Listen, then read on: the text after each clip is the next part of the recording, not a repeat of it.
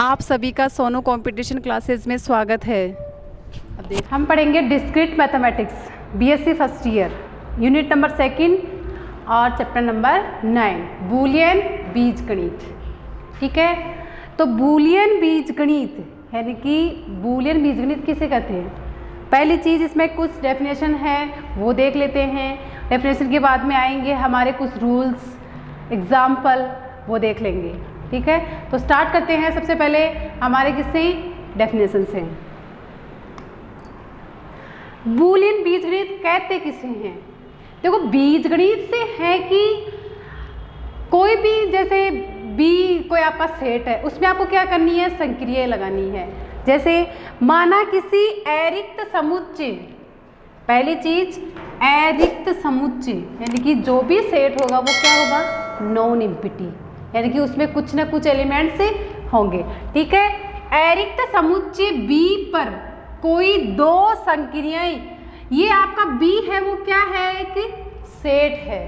ठीक है, अरिक्त समुच्चय बी पर दो द्विचर संक्रियाएं। अब देखो दो द्विचर संक्रियाएं कौन सी लग रही है, एक तो प्लस की और एक किसकी लग रही है, डॉट की, यानी कि किस पर लग रही है, हमारे सेट बी पर, यानी कि अरिक्त समुच्चय बी पर। देखो ये नॉन इम्पिटी सेट होगा तभी तो उस पर हम संक्रिया लगा सकते हैं। अगर इम्पिटी सेट पर क्या संक्रिया लगाएंगे, उस पर तो कुछ एलिमेंट्स ही नहीं है।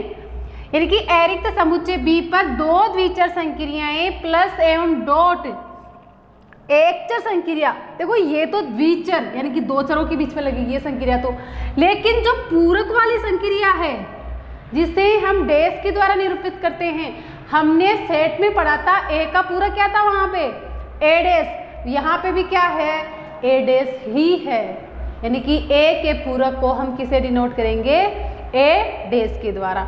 ठीक है, एकचर संक्रिया, तो इसको एकचर संक्रिया क्यों बोलते हैं, ये एकचर संक्रिया क्यों है, क्योंकि इसमें एक ही चर होगा। उस चर का ही हम क्या देखेंगे, पूरक देखेंगे, यानी कि जिसका जस्ट अपोजिट। ये पूरक तो हमने सेट में भी किया था, सादे कलन वाले में भी किया था, 2 चैप्टर में से हमने कर लिया ये। अब आ रहा है तीसरा चैप्टर, तो इसमें तो आपको कोई दिक्कत नहीं आनी चाहिए।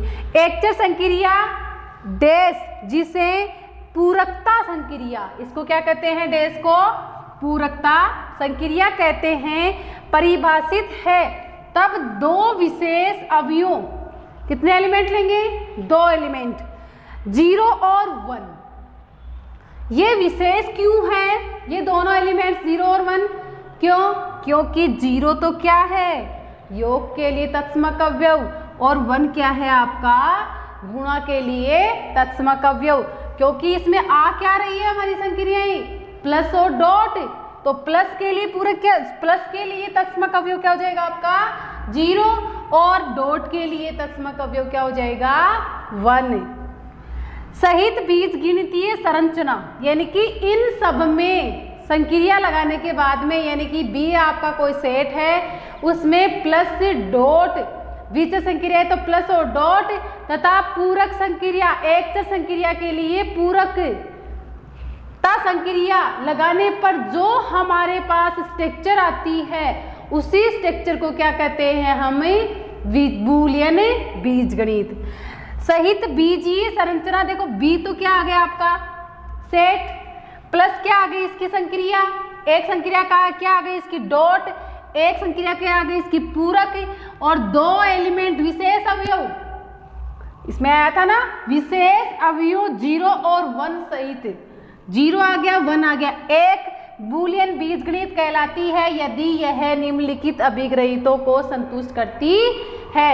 यानी कि आपको बी कोई सेट है, ठीक है, उसमें देखो यहां से लेके चलते बी 2 द्विचर संक्रियाएं, उसके बाद में क्या आ गया प्लस, उसके बाद में डॉट। ठीक है, 2 द्विचर संक्रिया प्लस तथा डॉट, इसके बाद में क्या है, एकचर संक्रिया पूरक। ठीक है, 3 चीज आ गई। पूरक जिसे पूरकता संक्रिया कहते हैं परिभाषित है तब 2 विशेष अवयव, 1 और 0। यह स्ट्रक्चर बन गई हमारी, किससे, डेफिनेशन से हमने क्या कर ली, स्ट्रक्चर बना ली। इन सब से ही तो ये स्ट्रक्चर बनी है आपकी, एक बूलियन बीजगणित कहलाती है यदि यह निम्नलिखित अभिव्यक्तियों को संतुष्ट करती है। यानी कि बूलियन बीजगणित के लिए हमारे पास 5 कंडीशन होगी, ठीक है। अगर वो पांचों कंडीशन हमारे सेट में सेटिस्फाई हो रही है तब हम कह सकते हैं क्या कि ये एक बूलियन संरचना है, ठीक है। अब देखते हैं वो 5 कंडीशन कौन कौन सी है। पहली कि जो हम क्या करेंगे, सेट है हमारे पास B एक सेट है, उसमें से क्या लेंगे 2 एलिमेंट लेंगे, क्योंकि कर्म विनिमय नियम किस में लगता है, 2 एलिमेंट्स के बीच में कर्म विनिमय नियम लगता है। जैसे B में से हमने ले लिया, देखो A, B belongs to B, प्रत्येक फॉर एवरी, ये किसका साइन है, फॉर एवरी प्रत्येक AB बिलोंग्स टू B के लिए, यानी कि 2 एलिमेंट ले रहे हैं जो किसमें से ले रहे हैं, हमारे सेट में से। उसमें पहली, क्योंकि एक तो किसके लिए संक्रिया लगाएंगे, प्लस के लिए, और एक डॉट के लिए, क्योंकि हमारे बूलियन बीजगणित के स्ट्रक्चर में क्या कितनी संक्रियाएं थी, 2 संक्रियाएं, एक तो प्लस की और एक डॉट की। तो 2 एलिमेंट्स के बीच में पहले किसकी संक्रिया लगाएंगे, प्लस की, उसके बाद में डॉट की। तो पहले प्लस की संक्रिया लगाएं, जैसे A plus B equals to B plus A, यानी कि अगर A प्लस B किसके बराबर है, आपका B प्लस A के बराबर है, तो उसे क्या कहेंगे, वो संक्रिया। अगर ये दोनों बराबर हैं, इसका मतलब क्या हुआ, हमारा एक सेट है, जैसे मान ले सेट S में एलिमेंट है आपके पास 1 2 3 4, ठीक है। हमें क्या करना है, प्लस की संक्रिया लगानी है। जैसे A का मान ले लिया मैंने 1, ठीक है, B का मान ले लिया मैंने 2, 1 और 2 A और B के मान ले लिए। अब मुझे ये वाला कंडीशन लगानी है, तो ये कंडीशन लगाएंगे। तो देखो A plus B equals to B plus A की वैल्यू रखो कितनी आ रही है 1, प्लस B की वैल्यू कितनी आ रही है 2 इक्वल्स टू, फिर से B की वैल्यू 2 इक्वल्स टू A की वैल्यू 1, यानी कि यहाँ पे कितना आ रहा है 3, यहाँ पे भी कितना आ रहा है 3 इक्वल्स टू 3। अतः हम कह सकते हैं कि इस सेट में योग के लिए कर्म विनिमय है, ठीक है। मैंने एग्जांपल लेके बता दिया आपको। अब आता है किसके लिए, दूसरी कंडीशन क्या है, गुणन के लिए, यानी कि कर्म विनिमय योग और गुणन दोनों के लिए होना चाहिए। तो गुणन के लिए देखते हैं, यानी कि A dot B equals to B dot A, ये संक्रियाएं हैं। हम ये एग्जाम्पल ले लेते हैं, जैसे B आपका ये वाला है, ठीक है, एक सेट है 1 2 3 4। तो अब B में पहले एलिमेंट लेते हैं, जैसे 1, यानी कि A की वैल्यू ले ली मैंने 2 ले लेती हूँ, चलो ठीक है, और B की वैल्यू ले लेती हूँ मैं 3, ठीक है, यानी कि A की वैल्यू 2 ले ली, B की वैल्यू 3 ले ली। अब देखती हूँ मैं संक्रिया लगाने के बाद में क्या दोनों वैल्यू सेम आ रही है। अगर दोनों वैल्यू सेम आती है तो मैं कह सकती हूँ क्या कि ये क्या है, एक कर्म विनिमय नियम का पालन करती है, ठीक है। तो संक्रिया लगाओ A डॉट B, यानी कि 2 डॉट 3 इक्वल्स टू 3 डॉट 2, यही होगा। A की वैल्यू 2 है, B की वैल्यू 3 है, B की वैल्यू 3, A की वैल्यू 2, तो कितना आ जाएगा 6 इक्वल टू 6, यानी कि दोनों की वैल्यू क्या आ रही है, सेम आ रही है। इसलिए हम कह सकते हैं कि जो हमारा सेट है वो कर्म विनिमय नियम का पालन करता है, ठीक है। यानी कि पहली प्रॉपर्टी हमने देख ली, यानी कि बूलियन बीजगणित के लिए 5 कंडीशन चाहिए ना, तो पहली कंडीशन तो हमने देख ली कि हमने A B की वैल्यू रख के सेट लेके और दोनों वैल्यू इसमें रख दिया। अब आता है बंटन का नियम। बंटन का नियम यानी कि बूलियन बीजगणित के लिए पहली कंडीशन क्या है आपकी, कर्म विनिमय, दूसरा है बंटन का नियम। तो चलो बंटन का नियम देखते हैं।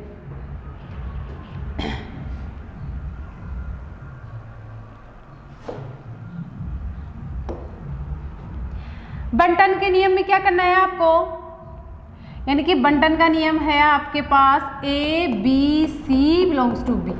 क्या करना है आपको, सेट B में से कितने एलिमेंट लेने हैं, 3 एलिमेंट A B और C।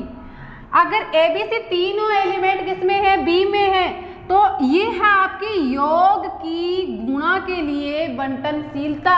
अगर आपके पास A प्लस आता है तो उसको हम कहते हैं योग की गुणा पर, देखो योग की गुणा पर तो लगा रही है बंटनशीलता, और यहाँ आ जाएगी गुणा की योग पर बंटनशीलता। अगर पहले डॉट का साइन आता है तो आप कहते हैं कि ये गुणा की योग पर बंटनशीलता है, यदि पहले प्लस का साइन आता है तो उसको क्या कहते हैं हम कि योग की गुणा पर बंटनशीलता है। ठीक है, तो ये हमारी कौन सी बंटनशीलता है?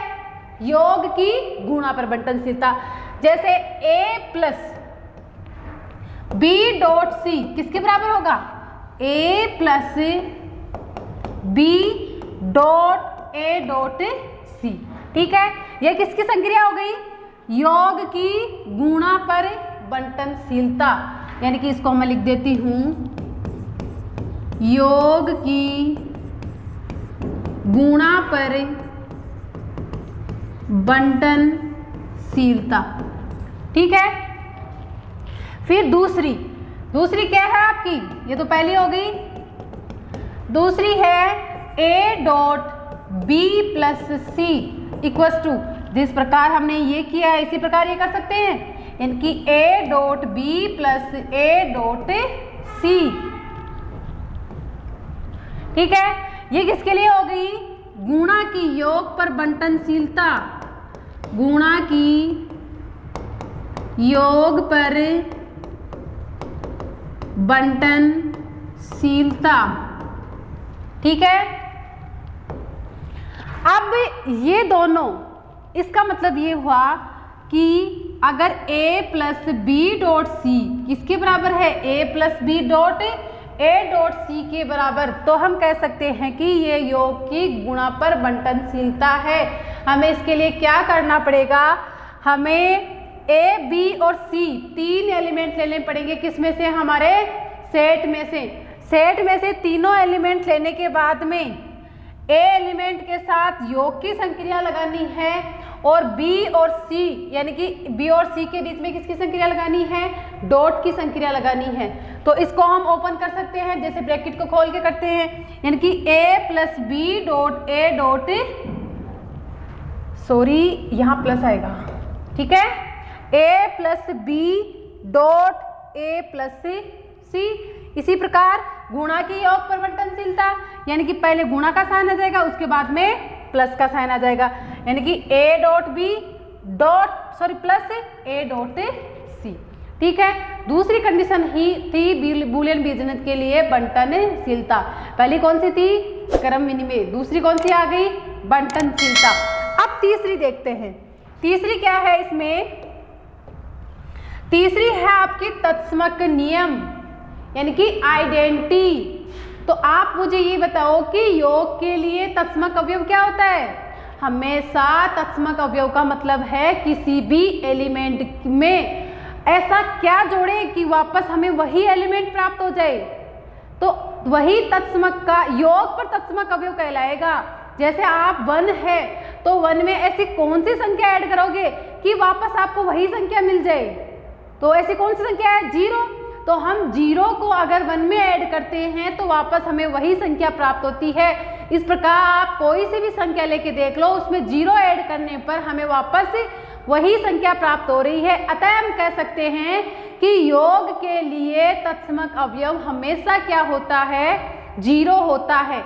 इसी प्रकार अगर हम गुणा के लिए देखें तो जैसे गुणा के लिए, जैसे योग के लिए वापस वही एलिमेंट आना चाहिए, उसके इसी प्रकार 0 के गुणा के लिए भी वही एलिमेंट आना चाहिए।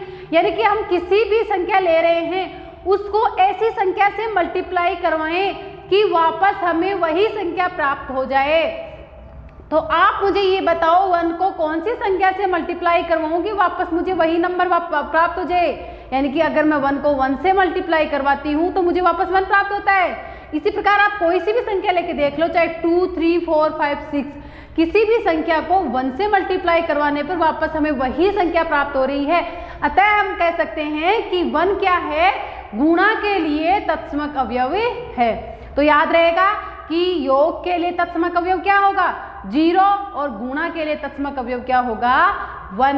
हमेशा, ऐसे नहीं कि इसी में होता है, किसी भी सब्जेक्ट में लेके देख लो आप, हमेशा योग और गुणा के लिए तत्समक अवयव 0 और 1 होता है। ठीक है, तो यहाँ देखो आप, हम तत्समक अवयव के लिए हमें एक ही एलिमेंट चाहिए क्योंकि दूसरा एलिमेंट तो हमारे पास है ऑलरेडी। जैसे तत्समक अवयव योग के लिए देखें तो दूसरा एलिमेंट हमारे पास क्या है? 0 है। इसके लिए हमें एक ही एलिमेंट की जरूरत है। जैसे a बिलोंग्स टू b, ठीक है, यानी कि एक एलिमेंट ले लिया जो किस में बिलोंग कर रहा है, हमारा बी, यानी कि बूलियन बीजगणित में। ठीक है, तो इसके लिए दो कंडीशन होगी। पहले योग के लिए देख ले, यानी कि a प्लस 0, अगर a में 0 को ऐड करते हैं तो वापस हमें वही एलिमेंट प्राप्त होता है, तो योग पर गुण हो गई। इसी प्रकार गुणा के लिए देखें तो a डॉट 1 यानी कि इक्वल टू a, तो गुणा के लिए देखो तत्समक अवयव क्या आ गया 1, और योग के लिए तत्समक अवयव क्या आ गया 0, यानी कि एलिमेंट हमारा क्या था यहाँ पे a, तो a में हमने क्या ऐड किया, देखो a plus 0 equals to a, यानी कि a में मैंने 0 ऐड किया तब मेरे पास वापस वही एलिमेंट मिल गया। इसलिए मैंने यहाँ पे क्या हो गया कि वापस एलिमेंट यानी कि योग के लिए क्या हो गया तत्समक अवयव, योग के लिए तत्समक अवयव 0। ठीक है, इसी प्रकार यहाँ पे देखो गुणा के लिए, यानी कि a dot 1 equals to 0, sorry 1, यानी कि वापस मुझे क्या प्राप्त हो रहा है, a मिल रहा है। ठीक है, यानी कि मैंने 1 से एलिमेंट को 1 से मल्टीप्लाई करवाने पर मुझे वापस वही एलिमेंट मिल रहा है। अतः मैं कह सकती हूँ कि गुणन के लिए तत्समक अवयव क्या है, यहाँ गुणा तो कर रही हूँ ना, के लिए तत्समक अवयव 1 है। ठीक है, योग और गुणा के लिए हो गया तत्समक अवयव। तो हमारे कितने कंडीशन हो गई, बूलियन बीजगणित की 3 कंडीशन हो गई। पहली कंडीशन क्या थी आपकी, क्रम विनिमयता, यानी कि a plus B equals to B plus A dot B equals to B dot A. दूसरी कंडीशन क्या थी आपकी, बंटनशीलता, योग की गुणा पर बंटनशीलता तथा गुणा की योग पर बंटनशीलता। तीसरी कंडीशन क्या आ गई आपकी, तत्समकता। ठीक है, यानी कि a plus 0 equals to a और a dot 0 equals to a dot 1 equals to a। ठीक है, 3 कंडीशन हो गई। अब आती है आपकी चौथी कंडीशन। ठीक है, नेक्स्ट पेज पे देखते हैं, ये है पूरकता। चौथी क्या आती है आपकी, पूरकता। 3 कंडीशन हो गई। पूरकता यानी कि सभी a बिलोंग्स टू, मैंने कहा क्या था, पूरकता में क्या होता है, एकच संक्रिया, यानी कि इसके लिए कितने एलिमेंट्स की जरूरत है हमें, 1 एलिमेंट्स की। तो सभी a बिलोंग्स टू b के लिए एक अद्वितीय अवयव, देखो इसने यूनिक लिखा है, यह हमेशा पूरकता यूनिक होता है क्योंकि a का एड्रेस ही होगा, इसके अलावा कुछ नहीं होगा। a का आप b नहीं बता सकते, b डैश नहीं बता सकते क्योंकि b डैश किसका है, पूरक होगा, b का होगा। इसलिए के लिए अद्वितीय अवयव a dash belongs to b, जिसे a का पूरक कहते हैं। इस प्रकार है कि अब देखो योग के लिए पूरकता में क्या होता है, जैसे a plus a dash equal to क्या आएगा आपके पास 1। अगर मैं a में a डैश ऐड करती हूं तो मेरे पास क्या मिलेगा, मुझे 1 मिलेगा। अगर हम इसको प्रतिलोम के हिसाब से समझें, क्योंकि प्रतिलोम तो आपका समझा हुआ, पूरकता तो क्या पता आपने पहली बार सुना होगा, प्रतिलोम तो पहले से सुनते आ रहे। तो अगर मैं प्रतिलोम के हिसाब से बताऊं आपको, तो मैं a में ऐसी कौन सी संख्या ऐड करूं, ठीक है, a प्लस a डैश, यानी कि a का पूरक अगर a डैश, पूरकता को मैंने क्या कहा था कि पूरकता हमेशा प्रतिलोम के जैसे ही होती है। जैसे हमने सादे कलर में किया था, a का पूरक a डैश था, वहां पे अगर मैं p और v q को, p अगर ट्रू था तो वहां पे q क्या था, फॉल्स था, यानी कि जस्ट इसका अपोजिट है। और यहाँ पे मैं क्या ले रही हूँ, 0 और 1। अगर a आपका 1 है तो a डैश क्या हो जाएगा, 0 हो जाएगा। और जैसे हमने वहां पे निकाला था p और q में, मैंने क्या कहा था, अगर पूरकता निकालोगे आप इसका, तो वहां p का ट्रू था तो q क्या क्या होगा, फॉल्स होगा, और p का फॉल्स होगा तो t का ट्रू होगा। बस 2 ही तो पूरकता के लिए। यहाँ पे क्या है, ट्रू और फॉल्स की जगह क्या है, 0 और 1 है। अगर 0 का अगर a आपके पास 0 है तो a डैश कितना हो जाएगा, 1 हो जाएगा भाई, इसका अपोजिट। और अगर a आपका 1 है तो a डैश कितना हो जाएगा, 0। ठीक है, यानी कि a प्लस a डैश अगर 1 है तो a dot a dash equal to क्या आ जाएगा आपके पास, 0। ये 2 कंडीशन आपको ध्यान में रखनी है, किसके लिए, पूरकता के लिए। ठीक है, नेक्स्ट है आपका 0 इज नॉट इक्वल टू 1, यानी कि कभी भी 0 किसके बराबर नहीं होगा, 1 के बराबर। ठीक है, यानी कि पांचों कंडीशन हो गई। बूलियन बीजगणित b प्लस डॉट डैश 0 1 को केवल इस रूप में भी हम लिख सकते हैं। इस रूप में क्यों लिख सकते हैं? देखो, इससे आपको क्या पता चल रहा है, आपको पता है तत्समकता आती है, कौन सी कंडीशन आपकी, तीसरी कंडीशन तत्समकता की है ना, तो तीसरी कंडीशन तत्समकता के में आपके पास प्लस के लिए 0 और डॉट के लिए 1 वैसे ही आ जाएगा, तो यहाँ लिखने की जरूरत ही नहीं पड़ेगी। अगर हम यहाँ पे 0 और 1 नहीं लिखेंगे तो भी कुछ भी फर्क नहीं पड़ेगा, क्योंकि बूलियन बीजगणित की संरचना में तत्समकता भी एक कंडीशन होती है। वहाँ से हमें डायरेक्ट पता चल जाता है कि प्लस के लिए 0 होता है और डॉट के लिए 1 होता है। ठीक है, को अथवा b द्वारा भी निरूपित किया जा सकता है। ठीक है, आपको पता है b है तो इसमें प्लस और डॉट की संक्रिया और पूरकता की संक्रिया। भाई बूलियन बीजगणित में सारी कंडीशन आ गई। पहले आ गई क्रम विनिमयता। ठीक है, यानी कि a plus B equal to क्या होगा, b प्लस a। जैसे मैं यहाँ पे लिख दूँ, पहली क्या होगी, शॉर्ट में बता देती हूँ एक बार, a plus B equal to b plus a। ठीक है, क्रम विनिमयता के लिए। और गुणा के लिए क्या हो जाएगा, a dot b equal to b dot a। ठीक है, दूसरी कंडीशन क्या आती है आपकी, बंटनशीलता।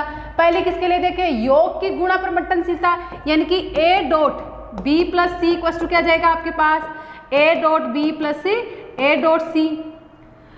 और गुणा की योग पर हो गई, अब किसकी देख रहे हैं, योग की गुणा पर, यानी कि ये तो पहली हो गई और ये दूसरी क्या हो जाएगी, a प्लस आ जाएगा यहाँ पे आ जाएगा dot equal to a plus B dot a plus सी।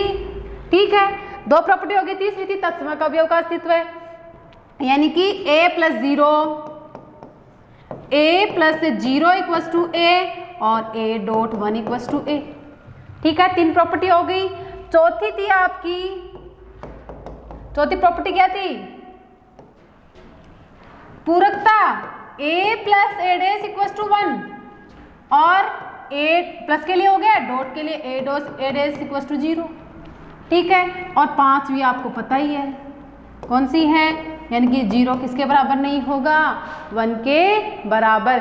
अगर ये पांचों कंडीशन किसी भी सेट के लिए सेटिस्फाई हो रही है, यानी अगर आपको एक सेट दिया जाएगा, ठीक है, उसमें आपको ये पांचों कंडीशन लगानी है। अगर आपसे पूछता है कि क्या b एक बूलियन b आप दे देगा, 1 2 3 4 कुछ भी दे सकता है, सेट के रूप में भी दे सकता है, किसी के रूप में भी दे सकता है। आपसे पूछ ले कि क्या ये बूलियन बीजगणित है, तो इसके लिए आपको सबसे पहले क्या करना पड़ेगा, क्रम विनिमय नियम लगाना पड़ेगा, उसके बाद में बंटनशीलता, उसके बाद में तत्समक, उसके बाद में पूरकता और उसके बाद में 0 इज नॉट इक्वल टू 1। अगर ये पांचों कंडीशन सेटिस्फाई हो रही है तो हम बाद में कह सकते हैं क्या कि ये क्या है, एक बूलियन बीजगणित है। ठीक है, ये हो गई बूलियन बीजगणित की डेफिनेशन। ठीक है, अब नेक्स्ट चलते हैं एग्जाम्पल पर। आपके पास पहला एग्जाम्पल है, देखो आपको b दे रखा है, मैंने क्या कहा था कि आपको b दिया हुआ होगा सेट के रूप में, तो हमारे पास सेट में कितने एलिमेंट है b में, 0 और 1, यानी कि b इक्वल टू 0 1 तथा दो द्विचर संक्रियाएं प्लस और डॉट। संक्रियाएं हमारे पास कौन सी है, प्लस और डॉट की, एवं एक चर संक्रिया पूरक। एक चर संक्रिया कौन सी है, मैंने कहा क्या कहा था आपको कि एक चर संक्रिया हमेशा क्या होगी, पूरक की होगी। द्विचर, दो चरों में जो संक्रिया लगती है वो द्विचर संक्रिया है, और जो एक चर में जो संक्रिया लगती है उसे क्या कहते हैं, एक चर संक्रिया। ठीक है, निम्नलिखित सारणियों द्वारा परिभाषित है, यानी आपके पास 3 सारणियां दी गई है, तो आप इन 3 सारणियों से अनुमान लगा सकते हो कि पहली सारणी किसकी है, दूसरी किसकी है, तीसरी किसकी है। ठीक है, तो आप मुझे बताइए पहली सारणी किसकी है, प्लस की है, दूसरी डॉट के लिए और तीसरी किसकी है, पूरक के लिए। यानी कि आपको बताना है कि 0 और 1 के लिए क्या ये द्विचर संक्रिया है। ठीक है, तो सबसे पहले आपको क्या करना पड़ेगा, सबसे पहले क्या आएगा इसमें, क्रम विनिमय, पांचों नियम लगाने हैं, कर्म विनिमय नियम लगाओ। अब पहले किसके लिए देखो, कर्म विनिमय योग के लिए भी होगा और गुणा के लिए भी होगा। पूरकता तो सिर्फ जो लास्ट चौथा है उसमें काम आएगा, ठीक है। और ये दोनों है ना, ये दोनों किस में काम आएगी, हमारे कर्म विनिमय, बंटनशीलता और तत्समक, तीनों में काम आएगी। तो सबसे पहले कर्म विनिमय देख लेते हैं। कर्म विनिमय में दो हमारे साथ सेट क्या है, 0 और 1 है, तो लगा लेते हैं। वैसे सारणी से भी हमें दिख रहा है, देखो 0 और 1, 0 प्लस 0 यानी कि 0 प्लस 0 सॉरी इक्वल्स टू क्या आएगा, 0 आएगा। कर्म विनिमय 0 प्लस 0, तो इसका उल्टा क्या आ जाएगा, 0 प्लस 0 यानी कि 0 प्लस 0, ठीक है, 0 आएगा। इसी प्रकार 0 प्लस 1 यानी कि 0 प्लस 1 इक्वल्स टू क्या आएगा, 1। अब मैं क्या कर सकती हूँ, 1 प्लस 0, क्योंकि कर्म विनिमय नियम लगा रही हूँ, तो 1 प्लस 0 भी क्या होगा, 1 होगा। इसी प्रकार 1 प्लस 0 इक्वल्स टू भी 1 आएगा और 0 प्लस 1 भी 1 आएगा। 1 प्लस 1 इक्वल्स टू 2 आएगा और 1 प्लस 1 भी 2 आएगा। अतः योग के लिए कर्म विनिमय नियम सत्य है। इसी प्रकार किसके लिए देखेंगे, गुणा के लिए, यानी कि 0.0 इक्वल्स टू क्या आएगा, 0.0, फिर 0.1 क्या आएगा, 0, और 1.0 भी क्या होगा, 0। तीसरी संक्रिया है 1.0 यानी कि 1.0 किसके बराबर होगा, 0 के बराबर, और यहाँ क्या आ जाएगा 0.1 भी 0 के बराबर। फिर आता है आपका 1.1 इक्वल्स टू 1 और 1.1 इक्वल्स टू 1, ठीक है। यानी कि आप देख रहे हो कि गुणा के लिए भी क्या है, गुणा के लिए भी कर्म विनिमय नियम है और योग के लिए भी कर्म विनिमय नियम है, ठीक है। अब बात करते हैं दूसरा, क्या थी दूसरी हमारी, बंटनशीलता। योग की गुणा पर बंटनशीलता, यानी कि अगर a plus B dot C equals to क्या आना चाहिए, a plus B dot a plus C, ठीक है। तो मैं एलिमेंट्स ले लेती हूँ, 0 और 1 बिलोंग्स टू बी, ठीक है। संक्रिया लगा दो, 0 प्लस 1.0 इक्वल्स टू क्या आ जाएगा, 0 plus 1 0 plus 1 0 plus 1 dot 0 plus 0। देखो यहां से देखते हैं, 0 है एज इट इज, प्लस यहां संक्रिया देखती हूं मैं क्या, 1.0, तो 1.0 क्या मिल रहा है मुझे, 0 मिल रहा है, यानी कि यहां क्या आ जाएगा 0, 0 प्लस 0 हो गया। अब यहां देखती हूं 0 प्लस 1 यानी कि 0 प्लस 1 क्या मिल रहा है मुझे, 0 प्लस 1 में करूँ तो 1 मिल रहा है, यानी कि 1 डॉट 0 प्लस 0 कितना मिल रहा है, 0, 0, यानी कि यहाँ पे क्या आ रहा है 0 इक्वल्स टू 0, दोनों वैल्यू सेम आ गई, इसलिए योग की गुणा पर बंटनशीलता हो गई। इसी प्रकार किसके लिए देखेंगे, गुणा की योग पर बंटनशीलता। तो आगे चलो, योग की गुणा पर बंटनशीलता, a डॉट आएगा यहाँ पे और b plus C equals to आगे क्या आएगा, a dot b plus a dot c, ठीक है। तो अब एलिमेंट्स ले लेते हैं, 0 और 1 ही है हमारे पास, तो 0 और 1 बिलोंग्स टू b, ठीक है। तो 0 और 1 संख्या लगा दो जैसे इसमें लगाई है, a की वैल्यू यानी कि यहाँ आ जाएगा 0 डॉट 1 प्लस 0, ठीक है। आगे equals to a dot b यानी कि 0 डॉट 1 प्लस 0 डॉट 0, ठीक है। अब देखते हैं 0 तो एज इट इज है, प्लस 1 प्लस 0 1 प्लस 0 क्या मिल रहा है मुझे, 1 मिल रहा है, डॉट 1 आ जाएगा, ठीक है। इक्वल्स टू यहां देखती हूँ 0 डॉट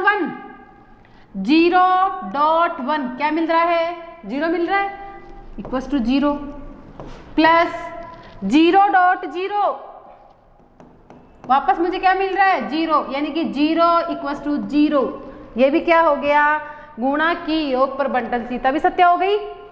देखो दोनों वैल्यू सेम आ रही है, अतः हम कह सकते हैं बंटनशीलता नियम भी सत्य है। तीसरा क्या था हमारा, तत्समक अवयव, वही था ना तत्समक अवयव, यानी कि तत्समक अवयव में क्या था, A plus zero equals to A और A dot one equals to A, यही था तत्समक तीसरा नियम। इधर देखो एक एलिमेंट ले लिया हमने जीरो, ठीक है, पहले जीरो की बात कर लेते हो, जीरो बिलोंग्स टू बी, संक्रिया लगा दो इसमें, zero plus zero equals to A की वैल्यू जीरो। अब यहां देखो आप, यहां देखो जीरो प्लस जीरो कितना आ रहा है मेरे पास, जीरो आ रहा है, तो इसकी जगह मैं क्या लिख सकती हूँ, जीरो, और ये भी किसके बराबर है, जीरो के बराबर है। इसी प्रकार जैसे मैं यहां ले रही हूं जीरो डॉट वन, यानी कि जीरो डॉट वन ले लिया, ए की वैल्यू मेरे पास जीरो है, zero dot one equals to A की वैल्यू जीरो, तो यहां मैं देखती हूँ सारणी में कि जीरो डॉट वन की संक्रिया लगाने पर मेरे पास क्या आ रहा है, जीरो आ रहा है, तो यहां मैं क्या लिख सकती हूँ, जीरो इक्वल्स टू जीरो। अतः योग तथा गुणन के लिए भी सत्य है। तत्समक अवयव हो गया। अब किसकी बात करते हैं, पूरक की, ठीक है। पूरक के लिए क्या आएगा हमारे पास,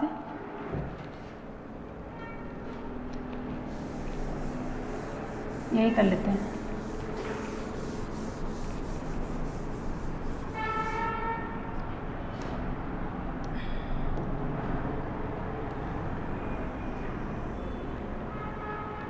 ठीक है, यानी कि ए एडेस, वहां पे क्या था हमारे पास, A plus A dash equals to one और A dot A dash equals to A dot one zero, A plus A dash equals to क्या था पूरकता के नियम में, A plus A dash equals to one था, ठीक है, तो a plus A dash equal to one सही है, a dot A dash equal to zero. अब करते हैं सोल्व, a प्लस एडेस, तो यहां मैं एलिमेंट ले रही हूं क्या आपका, जैसे मैंने ले लिया जीरो, जीरो ले लूं मैं, जीरो बिलोंग्स टू बी, आपको तो मैं ले लूंगी, दोनों से करके बता दूंगी, ठीक है, जीरो यानी कि a की जगह मैं क्या रखूंगी अब, जीरो प्लस एडेस जीरो, यहां देखती हूं मैं जीरो का एडेस कितना है, वन है, क्योंकि मैं सारणी दी हुई है, गिवन है, यानी कि जीरो का वन है, तो मैं यहां क्या लिखूंगी, वन, और मेरे पास आगे आ क्या रहा है, वन। अब मैं यहां देख सकती हूं कि मेरी पहली संक्रिया में जीरो प्लस वन संक्रिया लगाने पर मुझे क्या प्राप्त हो रहा है, वन प्राप्त हो रहा है, तो मैं यहाँ क्या लिख सकती हूँ, वन इक्वल टू वन, हो गया। दूसरा करके देख लेते हैं, यहाँ पे जीरो डॉट एडेस, जीरो का एडेस कितना आएगा, वन, तो यहाँ लिख दिया मैंने वन इक्वल्स टू जीरो। तो अब मैं यहाँ देखती हूँ संक्रिया में, सारणी में, कि जीरो की मैंने वन के साथ संक्रिया कराने पर मुझे क्या प्राप्त हो रहा है, जीरो, यानी कि जीरो इक्वल्स टू जीरो। अतः मेरी दोनों कंडीशन क्या है, सेटिस्फाई हो रही है। अब एक बार वन के लिए भी करके देख लेते हैं क्या है, वन बिलोंग्स टू बी, ठीक है, एक एलिमेंट ले मैंने वन, यहाँ ए की जगह क्या रखूंगी, वन, यानी कि वन प्लस, अब मैं यहाँ देखूंगी मेरी इस सारणी में कि वन का एडेस क्या है, जीरो है, क्योंकि मुझे ये गिवन है, तो वन का पूरक जीरो है, तो मैं यहाँ लिख सकती हूँ जीरो एडेस इक्वल्स टू वन। अब मुझे पहली सारणी में देखना है कि वन प्लस जीरो, यानी कि वन की जीरो के साथ संक्रिया लगाने पर मुझे क्या प्राप्त हो रहा है, तो यानी कि वन की मैंने जीरो के साथ संक्रिया लगाई, कितना प्राप्त हुआ मुझे, वन, यानी कि वन इक्वल्स टू वन, ये भी सही है। दूसरा करके देख लेते डॉट के लिए, one dot zero equals to zero, तो जीरो इक्वल्स टू जीरो, यानी कि मेरे पास जीरो और मैंने वन दोनों के लिए देख लिया, दोनों इक्वल आ रही है, बंटनशीलता है। पांचवी क्या थी आपकी, zero is not equals to one, B5 हो गया। अतः हम कह सकते हैं जो हमारी ये समीकरण है, ये क्या है, एक बूलियन बीजगणित। ऐसे ही आपको सिद्ध करना है, कोई भी एग्जाम्पल आ जाए ऐसे ही एलिमेंट्स लेके अपने सेट में से और उनके बीच में संक्रियाएं लगानी है, पांचों प्रॉपर्टी आपको सिद्ध करनी है। ठीक है, अब नेक्स्ट देखते हैं दूसरा एग्जाम्पल, बहुत अच्छा एग्जाम्पल है। देखो माना PS क्या है आपका, एक S का घात, P का मतलब पावर, P का मतलब क्या हो गया, पावर। इसलिए यहां पे देखो क्या है, माना PS अरिक्त समुच्चय S का घात समुच्चय है, यानी कि समुच्चय क्या है आपका S, सेट S है, उसका पावर सेट, घात समुच्चय क्या है आपका पूरा का पूरा PS है।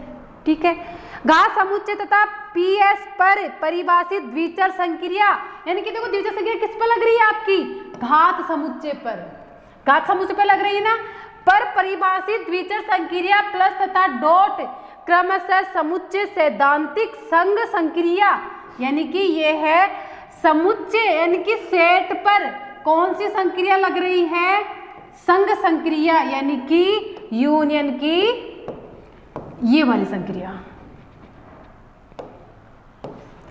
यानी कि आपकी P पर प्लस और डॉट के बीच में कौन सी संक्रिया लगानी है आपको, पहली यूनियन की, एवं सर्वनिष्ठ संक्रिया दोनों लगानी है भाई, यूनियन और इंटरसेक्शन, यानी कि आपको प्लस और डॉट की जगह क्या दिखाना है, यूनियन और इंटरसेक्शन, यानी प्लस की जगह यूनियन और डॉट की जगह इंटरसेक्शन, यानी कि जितने भी हम प्रॉपर्टी कर रहे थे उसमें जैसे प्लस की संख्या लगाई वहां पे आपको क्या करना है, यूनियन, और जहां आपने डॉट लिखा वहां लिखना है आपको इंटरसेक्शन। ठीक है, साथ ही माना कि PS पर एकचर संक्रिया, ये तो सेम ही रहेगी, एकचर संक्रिया PS यानी पावर सेट पर जो एकचर संक्रिया लगाएंगे वो क्या है आपकी डैश, समुच्चय सैद्धांतिक पूरक संक्रिया डैश से है। देखो ये डैश की डैश, ये ओनली आपको क्या चेंज करना है, प्लस और डॉट। समुच्चय फाई तथा FPS के क्रमशः 0 और 1 है, यानी कि आप जब तत्समक अवयव 0 और 1 निकालते हो तो वहां पे पहली तो क्या आएगी, एक तो फाई होगा और एक S, यानी कि प्लस के लिए तो क्या हो जाएगा, फाई हो जाएगा, और डॉट के लिए क्या आ जाएगा, S आ जाएगा। तब PS यानी कि आपके पास स्ट्रक्चर क्या बनेगी, देखो स्ट्रक्चर में वहां हमारे पास B था, यहाँ पे क्या आ रहा है, PS आ रहा है, यानी कि हम वहां पे B पर द्वितीय संख्या लगा रहे थे, यहाँ पर हम किस पर लगा रहे हैं, पावर सेट पर, यानी कि PS पर। तो PS, अब देखो वहां पे था प्लस और डॉट, तो प्लस और डॉट की जगह हम क्या ले रहे हैं, यूनियन और इंटरसेक्शन, तो यहाँ यूनियन आ जाएगा, इंटरसेक्शन और डैश फाई S। देखो फाई यहाँ मैं अलग से लिख देती हूँ, देखो आपको अच्छे समझ में आ जाएगा, यहाँ आ जाएगा B, ठीक है, यूनियन की जगह आ जाएगा आपके पास प्लस, इंटरसेक्शन की जगह आ जाएगा डॉट, पूरक आपका एज इट इज, फाई की जगह आ जाएगा आपके पास 0 और S की जगह आ जाएगा 1। अब आप दोनों में कंपैरिजन कर सकते हो, चीज वो की वो है, जो आप बूलियन के लिए कर रहे थे उसी को चेंज किया है, बूलियन B की जगह तो लिख दिया power set of S, plus की जगह हो गया यूनियन और डॉट की जगह हो गया इंटरसेक्शन, पूरक आपका एज इट इज, और फाई की जगह 0 और S की जगह 1। आपको 2 एलिमेंट्स लेने हैं, उनमें जैसे आपने 5 प्रॉपर्टी है आपकी, उसी तरह आपको बताना है कि ये भी क्या है, एक बूलियन संरचना है। ठीक है, तो सबसे पहले स्टार्ट करते हैं। पहली कौन सी थी हमारी, क्रम विनिमय,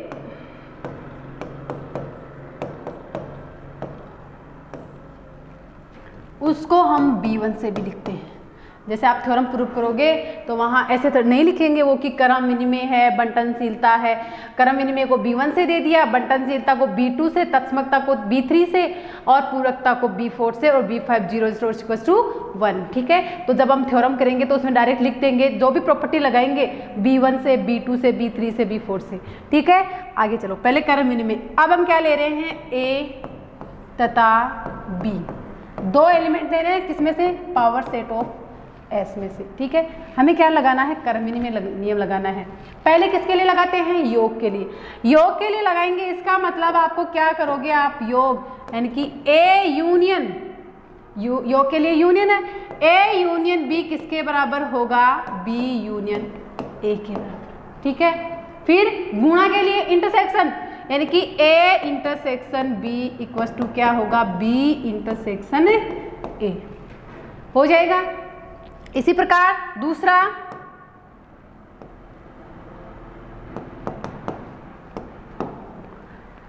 क्या होगा,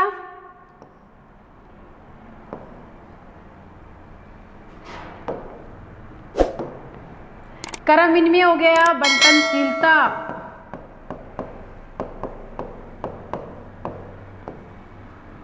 बंटनशीलता में पहला, देखो मैं आपको बता देती हूँ, अगर आप याद रखने की जरूरत नहीं है, वहां पे था आपके पास A dot B plus C, यही था ना, equals to A dot B plus A dot C, यही था।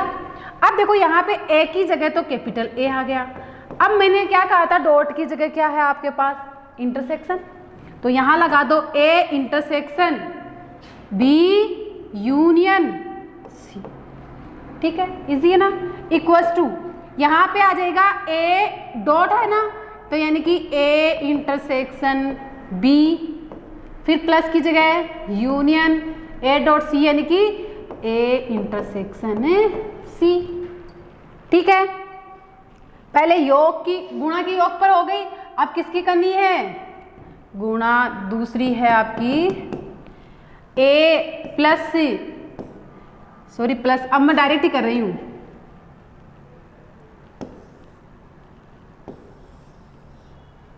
यानी कि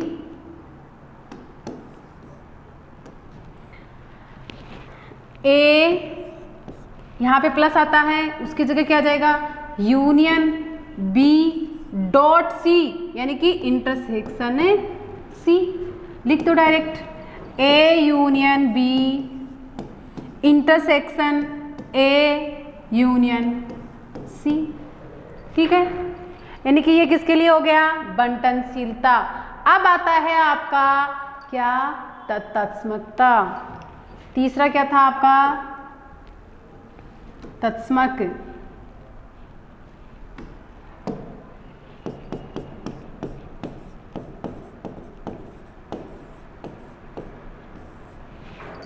देखो तत्समकता में क्या था आपका, यहां था A plus 0 equal to A, ठीक है। अब आप यहां देख सकते हो 0 की जगह क्या है, फाई है, प्लस की जगह क्या है, यूनियन, तो यहां लिख दो A union phi equal to A, phi union A, ठीक है। फिर दूसरा डॉट, यानी कि A dot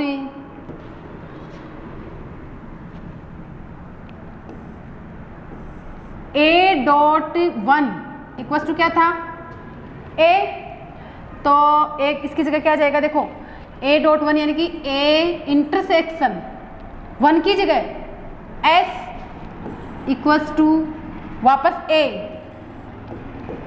S intersection A भी तो लिख सकते हैं, क्योंकि एक ऐसा नियम पालन करता है, क्रम विनिमय का, जो हमने पहले सिद्ध कर चुके हैं हम, ठीक है, यानी कि किसके लिए हो गया, तत्समकता। अब आता है इसका क्या, पूरक। चौथा है आपका पूरकता। पूरकता करेंगे, पूरकता में क्या था, देखो आपके पास यहां था A plus A dash equal to 1 और A dot A dash equal to 0, ठीक है, यानी कि अब मैं क्या करूंगी, यहाँ पे A plus A dash, A मेरा A है, मुझे क्या लेना है, 1 लेके आना है, 1 का मतलब पूरा सेट S आएगा मेरे पास, यहाँ पर S आएगा। अब A डैश में क्या लूँ कि पूरा सेट आ जाए, यानी कि अगर मैं S में से A को माइनस करती हूँ तो उसका पूरक आ जाएगा। देखो पूरक का मतलब है कि A के वो एलिमेंट, मतलब A के एलिमेंट को छोड़कर बाकी जो एलिमेंट है, ऐसे समझ लो, ऐसा मैंने सेट में पढ़ाया था आपको कि यूनिवर्सल सेट होता है, U होता है ना एक यूनिवर्सल सेट, यानी कि यूनिवर्सल सेट में से अगर मैं सेट के एलिमेंट को हटा देती हूँ तो मेरे पास क्या बचता है, उसका पूरक, ठीक है। यहाँ हमारे पास यूनिवर्सल सेट की जगह क्या है, सेट S है, तो यूनिवर्सल सेट हमारा S है 1S, यानी कि S में से अगर मैं सेट के एलिमेंट को हटा दूंगी, यानी कि जो एलिमेंट पूरक का मतलब उसमें कुछ भी आना नहीं आना चाहिए भी, जैसे A सेट है ना, A के एलिमेंट है ना, वो उसके पूरक में एक भी एलिमेंट नहीं आना चाहिए। तो अगर मैं यूनिवर्सल सेट में से उस सेट के एलिमेंट्स को हटा दूंगी तो मेरे पास क्या बचेगा, सेट के एलिमेंट तो आएंगे नहीं, बाकी जो एलिमेंट बचेंगे वो किस में आ जाएंगे, उसके पूरक में आ जाएंगे। यानी कि S minus A equal to क्या बच जाएगा मेरे पास, A डैश। समझ गए? तो मैंने यहाँ A प्लस A डैश था, A डैश की जगह मैंने क्या लिख दिया, S माइनस A। अगर यहाँ मैं लिखूँ फिर A प्लस A डैश, यानी कि A सेट A और A डैश, ये A डैश ही आ जाएगा। तो सेट का एलिमेंट और मैंने सेट में से घटाए वो एलिमेंट, दोनों को प्लस की जगह क्या आएगा, यहाँ पर प्लस की जगह क्या आएगा, यूनियन। यानी कि यूनियन, यहाँ पर भी यूनियन। अगर मैं सेट A और उसके पूरक यानी कि दोनों का मैं यूनियन ले रही हूँ, यानी कि जो घटाया था उसका भी तो पूरा मुझे यूनिवर्सल सेट मिल जाएगा, यानी कि कुछ ही नहीं बचेगा मेरे पास। इंटरसेक्शन थोड़ी ले रही हूँ, मतलब यूनियन ले रही हूँ, यूनियन में यानी कि सारे एलिमेंट आ जाएंगे मेरे। मैंने पहले ए पूरक में से क्या किया, सेट A के एलिमेंट्स को हटा दिया, फिर मैं क्या कर रही हूँ, इन दोनों का ही यूनियन ले रही हूँ। अगर मैं इन दोनों का यूनियन लूंगी तो मेरे पास क्या बचेगा, पूरा सेट आ जाएगा, यानी कि वो किसके बराबर हो गया, S के बराबर हो गया। इसी प्रकार मैं किसके लिए देखो, डॉट के लिए, तो डॉट के लिए क्या आ जाएगा, A इंटरसेक्शन A डैश यानी कि S माइनस A, ठीक है, इक्वल्स टू 5। अगर मैं A और A पूरक में दोनों में से इसका इंटरसेक्शन लूं तो आपको पता है कि A का तो एक भी एलिमेंट उसके पूरक में नहीं है, तो अगर इसके पूरक में ही नहीं है तो इनका इंटरसेक्शन निकालेंगे तो हमारे पास कुछ एलिमेंट्स कॉमन थोड़ी आएंगे। इंटरसेक्शन का मतलब कुछ एलिमेंट्स उसमें कॉमन आने चाहिए, जबकि मेरे पास तो एलिमेंट ही दोनों के अलग अलग हैं। यानी कि S A एक यूनिवर्सल सेट है S, उसमें से मैंने A के एलिमेंट्स को हटा दिया, यानी कि एक भी एलिमेंट नहीं है A का, तो बाकी जो एलिमेंट्स बचेंगे उनका और A के एलिमेंट्स का अगर मैं क्या ले रही हूँ, इंटरसेक्शन ले रही हूँ, तो मेरे पास कैसे बच सकता है कोई एलिमेंट, क्योंकि कोई एलिमेंट कॉमन नहीं आएगा मेरे पास, तो वहाँ क्या आएगा, 5 रहेगा ओनली, यानी कि इम्पिटी सेट हो जाएगा वो, मेरे पास एक भी एलिमेंट्स कॉमन नहीं आएगा। तो मैं इसको लिख सकती हूँ A intersection A dash equals to 5, ठीक है, यानी कि ये पूरकता के नियम का भी पालन करता है। और आपको पता है S और फाई, S तो पूरा यूनिवर्सल सेट है, फाई इम्पिटी सेट है, तो क्या इम्पिटी सेट यूनिवर्सल सेट के बराबर हो सकता है, कभी नहीं हो सकता, क्योंकि यूनिवर्सल सेट में तो एक भी एलिमेंट नहीं है, और पूरे इम्पिटी सेट में तो एक भी एलिमेंट नहीं है, यूनिवर्सल सेट में पूरे एलिमेंट हैं, तो यानी कि ये दोनों कभी भी बराबर नहीं हो सकते। यानी 5वां यहाँ लिख देती हूँ मैं, यानी कि S कभी भी किसके बराबर नहीं होगा, फाई के बराबर। ऐसे समझ लो, एक भरा हुआ कमरा खाली कमरे के बराबर कैसे हो सकता है, यानी कि ये सेट तो पूरा भरा हुआ है और इसमें तो एक भी नहीं है, यानी कि एक क्लासरूम है जिसमें सारे बच्चे बैठे हैं और एक बिल्कुल खाली है, तो उस दोनों की कंपैरिजन करेंगे तो बराबर थोड़ी हो सकते, वो तो कभी नहीं हो सकती। इसलिए ये तो पूरा सेट है, इसमें तो सारे एलिमेंट है, इसमें एक भी एलिमेंट नहीं है, अतः ये कभी भी बराबर नहीं हो सकते। अतः हम कह सकते हैं जो हमारा पावर सेट है, जो हमने पावर सेट बनाया है, ये क्या है, पूरा का पूरा एक बूलियन बीजगणित है। ठीक है, समझ में आ गया अच्छे से। क्या किया हमने, पहले पावर सेट के लिए पहले कौन सा नियम लगाया, क्रम विनिमय नियम। यूनियन और इंटरसेक्शन के लिए लिखना है, क्रम विनिमय नियम लगा सकते हो। दूसरा बंटनशीलता लगा दिया, तीसरा तत्समकता और चौथा पूरकता, पांचवा 0 इज नॉट इक्वल टू 1। ठीक है, लेकिन ये रूल है ना, ये आपको क्रम वाइज याद रखने हैं, ऐसे नहीं पहले क्रम विनिमय लिख दिया, फिर पूरकता लिख दिया, फिर तत्समक आ गया, फिर बंटनशीलता आ गया, ऐसे नहीं करना है, बिल्कुल सीक्वेंस में लगाना है। पहले क्रम विनिमय, फिर बंटनशीलता, फिर तत्समकता, फिर पूरकता और फिर 0 इज नॉट इक्वल टू 1। ये पांचों के पांचों कंडीशन है, ये आपको बूलियन बीजगणित की संरचना में लगानी है। ठीक है, आ गया समझ में अच्छे से, आगे देखते हैं। ठीक है, हमने क्या देखा, देखो हमने बूलियन बीजगणित की स्ट्रक्चर देख ली और परिभाषा देख ली उसकी, और कुछ एग्जांपल्स देख लिए। इससे आपके समझ में आ गया कि आपको अगर बूलियन बीजगणित की संरचना आपको प्रूफ करनी है तो आप कैसे करोगे। ठीक है, अब आगे मैंने थ्योरम बता दिया, वो सॉरी डेफिनेशन बता दी, एग्जाम्पल बता दी। अब आगे हम देखेंगे कि इसकी थ्योरम कैसे प्रूव करेंगे। थ्योरम में कुछ ही नहीं करना है, जो 5 कंडीशन है उनको अच्छे से दिमाग में रखना है, बस वही लगेगी, ऐसे समझ लो सारी की सारी थ्योरम उससे हो जाएगी। ये थ्योरम है, ये हम नेक्स्ट क्लास में पढ़ेंगे। ठीक है, धन्यवाद।